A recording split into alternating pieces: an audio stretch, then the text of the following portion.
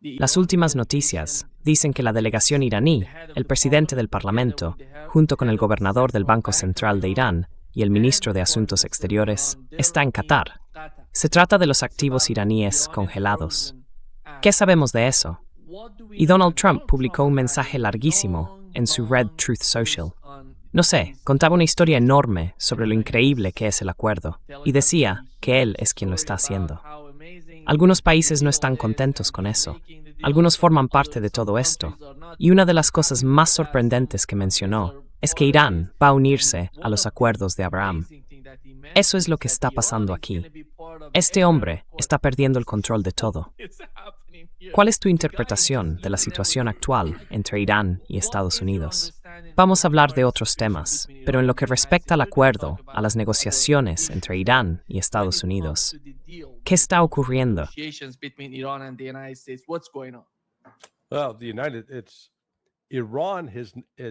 Bueno, Irán está participando en las negociaciones. Es Estados Unidos quien está negociando contra sí mismo. Ese es el problema, porque tienes a este lobby sionista que se está volviendo loco. Cuando esto se filtró el sábado, y yo escribí sobre ello anoche, la reacción fue muy negativa en todos los ámbitos. Así que Trump lo tiene cuesta arriba ahí. Además, el gabinete israelí no está haciendo nada cooperativo. No están diciendo, estupendo, qué buena noticia. Están en contra.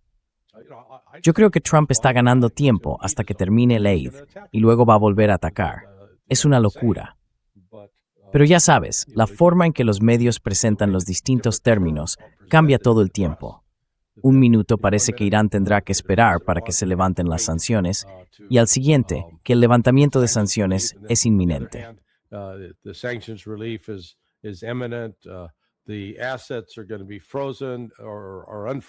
¿Los activos se van a descongelar o van a seguir congelados? No, van a seguir congelados. Yves Smith me señaló algo que yo no había tenido en cuenta, y creo que tiene toda la razón. Trump no tiene por sí solo la capacidad de levantar todas las sanciones porque algunas de ellas fueron impuestas por leyes del Congreso. Así que Trump no puede simplemente decir, bueno, me da igual, no voy a cumplir eso. Tendrá que conseguir que el Congreso levante esas sanciones. Por eso, este proceso es mucho más complicado de lo que parece. Lo que sí está claro es que Irán al menos sabe lo que quiere y va a mantenerse firme en esas posiciones fundamentales. Va a insistir en el levantamiento de las sanciones y en la devolución de los activos congelados.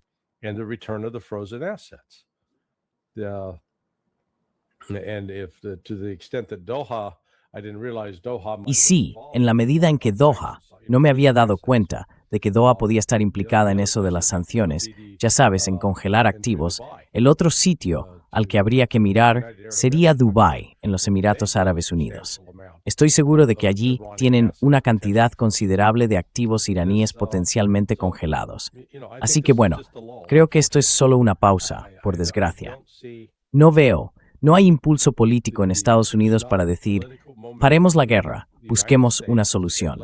Sigue siendo básicamente que Irán tiene que hacer lo que demonios le digamos, o si no. Esa sigue siendo la actitud. Y hasta que esa actitud no cambie, no veo ningún cambio de fondo en el futuro, sobre todo con estos países que firmaron los acuerdos de Abraham.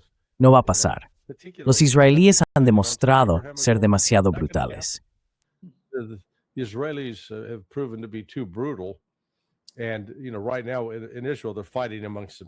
Y bueno, ahora mismo en Israel están peleando entre ellos. Anoche mismo, Ben Gvir insiste en que hay que empezar a volar todos los edificios del Líbano. Y cuando Bibi Netanyahu piensa que eso es demasiado extremo, eso ya te dice lo locas que están las cosas. Según se ha informado, Netanyahu se opuso y dijo, no vamos a hacer eso. Dios mío, ¿dónde ha encontrado de repente la conciencia?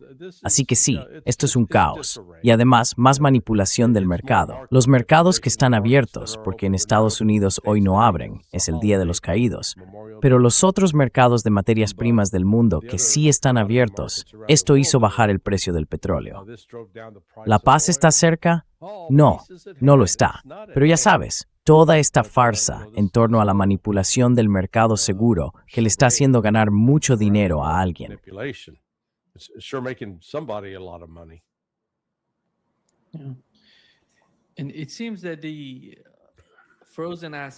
Y parece que los activos congelados en Qatar son algo así como 11,000 millones de dólares, y están allí para hablar de este asunto.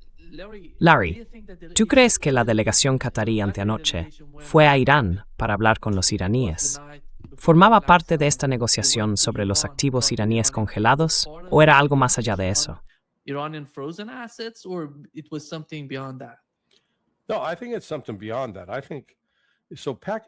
No, creo que va más allá de eso. Pakistán está trabajando intensamente entre bastidores para construir, digamos, el liderazgo de China y de Rusia y crear una nueva arquitectura de seguridad en el Golfo Pérsico. Por lo que me cuentan, tanto Qatar como Arabia Saudí están básicamente hartos de Estados Unidos. Piensan que esta relación con Estados Unidos les ha traído más riesgos y más costes. Así que preferirían liberarse de esa dependencia. Y ahora mismo se están llevando a cabo conversaciones sobre quién va a hacer qué, cómo se va a garantizar la seguridad de esos países, y también entra en juego la seguridad económica. Así que hay mucho movimiento. La buena noticia es que están hablando. El hecho de que esa delegación iraní de alto nivel haya ido a Qatar para reunirse con sus líderes es una señal positiva.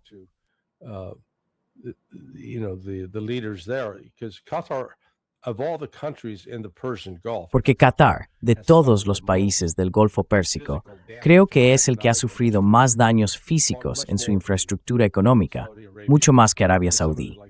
Algunas de las plantas de aluminio y las instalaciones de gas natural licuado han quedado gravemente dañadas, y no se trata de unos meses de reparaciones, sino de años probablemente antes de poder volver a funcionar. Así que claramente están sufriendo pérdidas económicas ahora mismo. Por eso, yo diría que hay que ignorar lo que dice Donald Trump, porque cambia constantemente y todavía no tiene un plan claro. Un minuto quiere bombardear Irán y al siguiente dice que quiere que se sumen a los acuerdos de Abraham.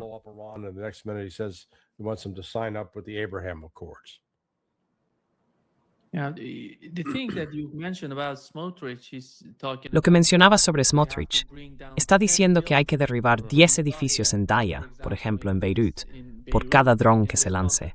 La pregunta es, ¿qué están haciendo esos drones a Israel para que reaccionen con tanta desesperación ante ellos?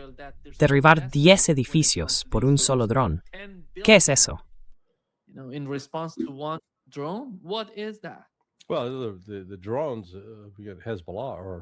Bueno, los drones de Hezbollah están destruyendo tanques, vehículos blindados y matando a muchos soldados. Sabes, Israel está sufriendo más bajas en esta guerra con Hezbollah que en 2006, y creo que bastante más. Y en cuanto a la pérdida de vehículos y demás, me parece que supera lo que perdieron en los combates en Gaza. Israel mantiene un control muy estricto sobre las cifras de bajas, pero me atrevería a decir que, de hecho, coordination amifsufitham wifras en esos meses lucha con Hezbollah, con 3 scrum exteriores en Gaza.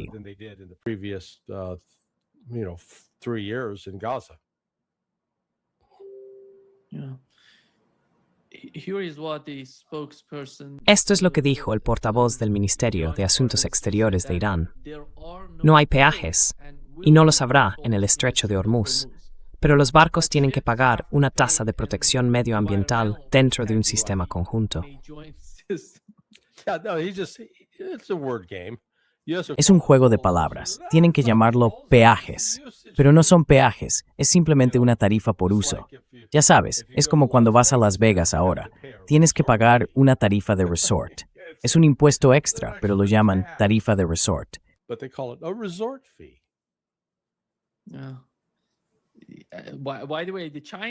Sí, por cierto, los chinos usan ese término. ¿Recuerdas antes de Donald Trump, la reunión entre Trump y Xi? Ellos ya lo usaban. Es una especie de tasa medioambiental que estamos pagando a Irán. Larry, parece que Donald Trump está presionando a los países del Consejo de Cooperación del Golfo para que normalicen sus relaciones con Israel. No sé si eso es posible en este momento, porque en mi opinión, la guerra aún no ha terminado. Y podríamos ver nuevas escaladas en la región. Y él está presionando. Si queréis un acuerdo entre Irán y Estados Unidos, tenéis que mejorar o normalizar vuestra relación con Israel. ¿Cómo va a ayudar eso a Israel? ¿Cómo va a funcionar? No lo veo posible, porque ya conocemos su postura incluso antes de que empezara esta guerra. Dijeron que sin un Estado palestino no habría ninguna mejora en la relación que mantienen con Israel, si es que existe alguna en este momento.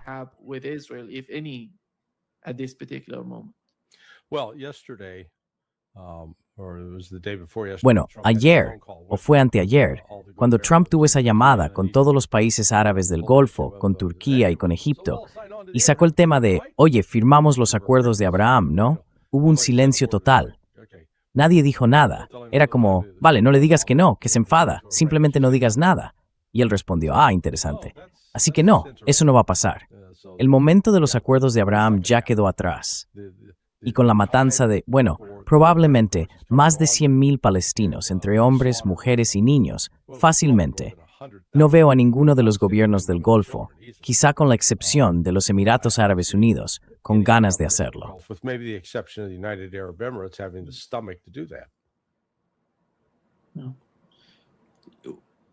No. Si mencionaras, Larry, las dificultades a las que nos enfrentamos ahora mismo, ¿significa eso poner fin a la guerra en todos los frentes? ¿Va a ser eso lo prioritario? ¿O se trata del programa nuclear iraní?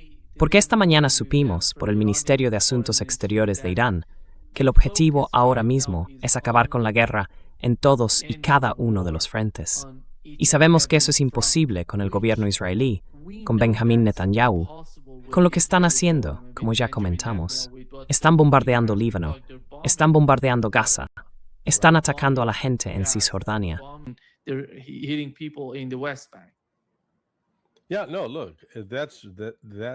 Sí, no, mira, creo que esa ha sido una de las, exigencias inflexibles de Irán. No se trata solo de decir, vale, vas a dejar de atacarnos, vas a dejar de atacar al Líbano, vas a dejar de atacar al pueblo palestino. Y Estados Unidos está en posición de detener eso. Podríamos cortar por completo el apoyo a Israel. Pero políticamente eso no va a pasar. Trump no va a hacerlo. Así que eso significa que la guerra contra los palestinos y los libaneses va a continuar. Israel puede reducirla un poco, pero recuerda la fanfarronada de Trump cuando decía que controla a Netanyahu y que si le dice que deje de bombardear en el Líbano, por Dios, dejarán de bombardear en el Líbano. ¿Y qué ha estado haciendo Israel desde entonces? Han estado bombardeando todos los días en el Líbano.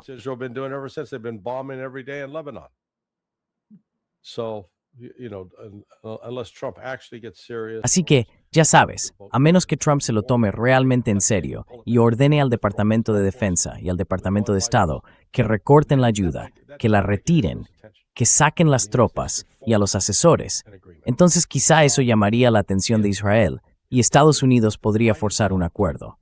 Si los combates se detuvieran y los israelíes estuvieran dispuestos a reconocer un Estado palestino, sí, entonces creo que un acuerdo de Abraham sería posible. Pero eso no va a pasar.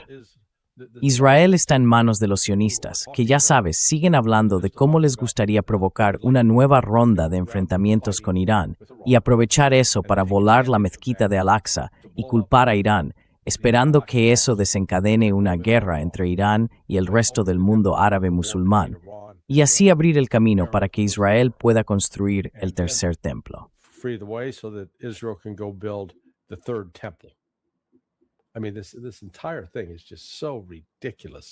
Quiero decir, todo esto me parece completamente absurdo. No sé hasta qué punto conoces la Torá o el Antiguo Testamento, como lo llaman los cristianos. Pero cuando los hijos de Israel escaparon de Egipto, se les advirtió, no hagáis imágenes talladas, no hagáis algo físico que adoréis físicamente. Ese era el mandato. Y luego, cuando Moisés sube a recibir los 10 mandamientos y baja, se encuentra con que habían hecho un becerro de oro y lo estaban adorando. Entonces, rompió lo que podríamos llamar la primera versión de los mandamientos y volvió a subir para recibir la segunda. Version 1 of the commandments and went up to get version 2. My point in all of this is that Mi punto en todo esto es que cuando llegas al libro del Deuteronomio, se trata de algo así como, vale, vas a construir este templo y va a tener este tipo de seda, todo este oro, y vas a tener esto sin dorar. Quiero decir, está lleno de detalles sobre cómo construir una imagen tallada. Por eso dije que les diría a los judíos y a los cristianos, vuestro Dios está bastante confundido. Porque por un lado dice, no hagas imágenes talladas, y luego dedica todo un capítulo, como si fuera una revista de arquitectura, a decir, construye esto, adorna aquello, y lleva el arca de la alianza de un sitio a otro. O sea, todos son imágenes talladas. Y lo triste de todo esto es que la gente sigue creyendo en esas tonterías, y basándose en eso, está dispuesta a matar a otros seres humanos en nombre de esa imagen tallada que supuestamente su propio Dios les dijo que nunca construyeran.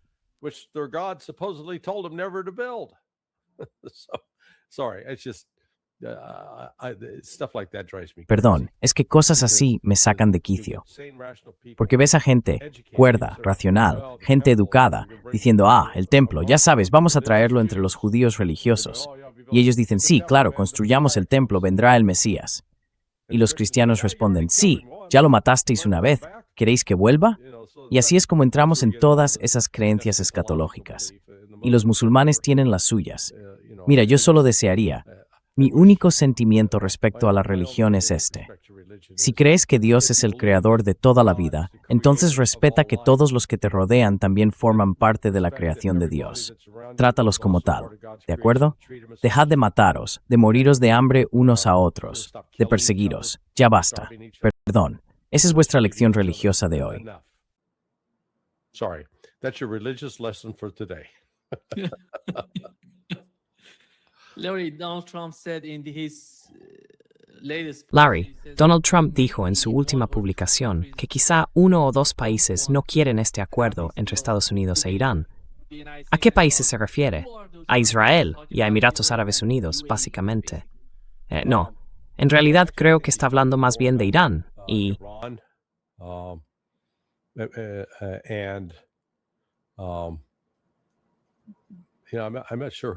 No estoy seguro de quién más lo haría. Elige tú, Qatar, los saudíes. Creo que los saudíes todavía están dispuestos a llegar a un acuerdo con Israel. Nunca han sido un grupo con principios, al menos por lo que he visto a lo largo de los años.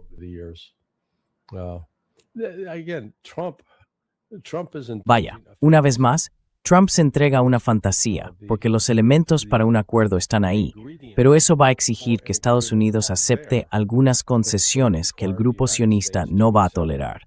Así que no veo cómo puede salvar esa distancia.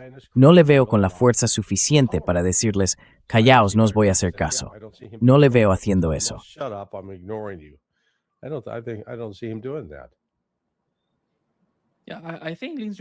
Sí, creo que eso lo dijo Lindsey Graham. Publicó que ocurra lo que ocurra entre Irán y Estados Unidos, el resultado es desastroso para Israel. Pero no hay manera de cambiar la realidad para Israel.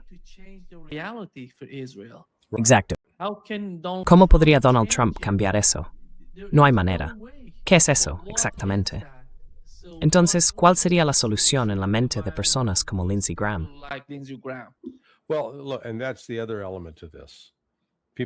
Bueno, y ese es el otro aspecto de todo esto. La gente piensa que esto es solo cosa de Bibi, que el problema es Bibi Netanyahu, que si nos deshacemos de Bibi, todo iría de maravilla. Pero aunque te deshagas de Bibi, el problema sionista sigue ahí. Y los extremistas representados por gente como Ben Gvir y Bezalel Smotrich son, por desgracia, una minoría muy fuerte. Cuando los unes a otros sectores del Likud, a los conservadores, siguen siendo la voz mayoritaria en Israel. Así que no es que se esté alejando el extremismo. Al contrario, el extremismo sigue siendo dominante. Como decía, aunque Bibi se vaya, las políticas no van a cambiar de forma drástica.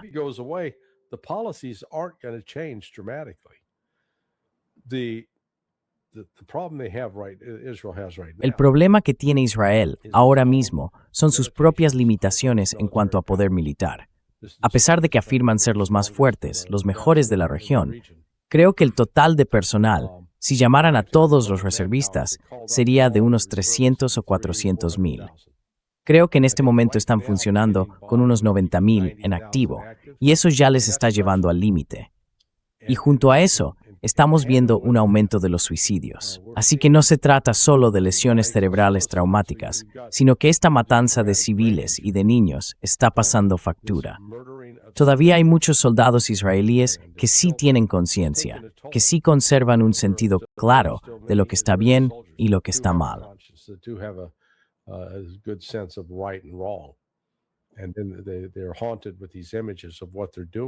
Y están atormentados por esas imágenes de lo que le están haciendo a esa gente. Ahora bien, hay algunos dentro de las filas israelíes que son completamente inhumanos. No les importa, violan y matan porque lo disfrutan.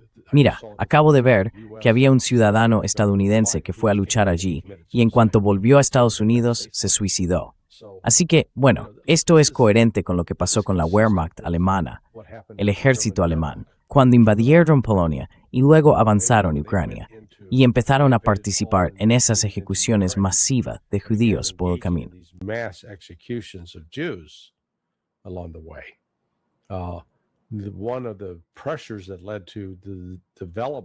Una de las presiones que llevó al desarrollo de, digamos, las cámaras de gas y otros métodos de exterminio masivo fue que los soldados estaban sufriendo crisis mentales.